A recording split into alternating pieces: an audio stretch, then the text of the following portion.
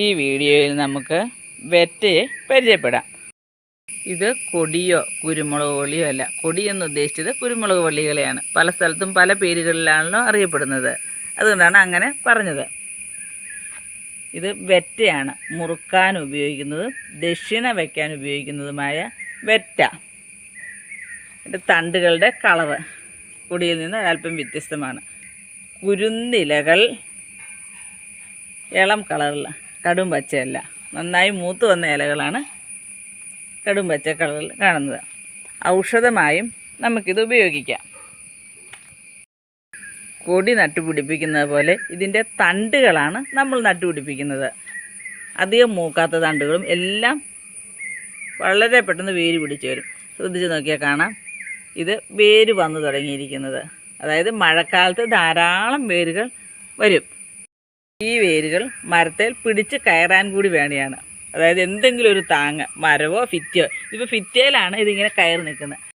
വെറ്റയുടെ തണ്ട് ഞാൻ കൊണ്ടിട്ടതാണ്. അതാണ് പടർന്ന് കുറേയേറെ വന്നിരിക്കുന്നത്. അതായത് താഴെ നിലത്ത് കുറേയേറെ താഴെയാണ് നട്ടിരിക്കുന്നത്. ഒരു കയ്യാലിലൂടെ കയറി മുകൾ വശം വന്ന് ഇതുപോലെ പടർന്ന് വന്നിരിക്കുന്നത്. വളരെ കുറച്ച് നട്ടാൽ മതി. മണ്ണിലാണ് നട്ടിരിക്കുന്നത്. കാരണം പ്രത്യേകിച്ച് വളമൊന്നും കൊടുത്തിട്ടില്ല.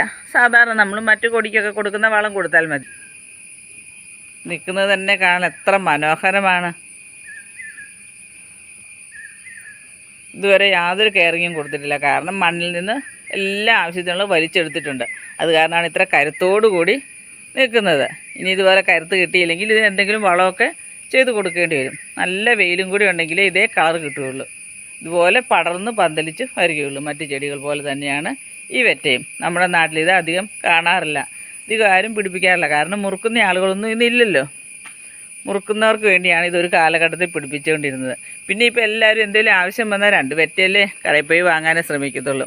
നട്ടുപിടിപ്പിക്കാനൊന്നും ശ്രമിക്കുന്നില്ല. അതായത് നമുക്ക് നഷ്ടമായിക്കൊണ്ടിരിക്കുന്ന ഒരു സാധനമാണ്.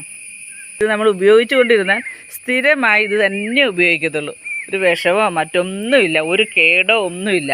എല്ലാം ശ്രദ്ധിച്ചാലറിയാം, ഒരു പുഴുക്കുത്തോ ഒരു കേടോ ഒന്നുമില്ലാത്ത കുറേയേറെ ഇലകളാണ് നമുക്ക് ഉണ്ടായിരിക്കുന്നത്. കൂട്ടുകാരുടെ ആരുടെയെങ്കിലും വീട്ടിൽ ഈ ചെടിയുണ്ടോ? ഇനി ആർക്കെങ്കിലും ഇത് നട്ടുപിടിപ്പിക്കണമെന്ന് തോന്നുന്നുണ്ടോ?